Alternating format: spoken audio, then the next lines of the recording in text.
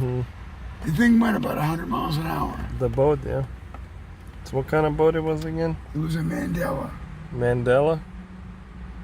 How much did those cost? Back then, about 30 grand. What year was that?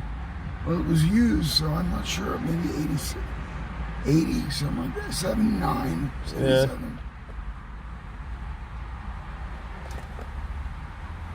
But it was the fastest boat in the bay. Yeah. Where did you rent it? In the bay. What bay? Biscayne Bay. Miami? Yeah. Yeah. What do you think? I don't know. I lived on an 86-foot sport fisherman. Yeah. I dived the boat up to the back end, got on over the transom, and was home. Cool.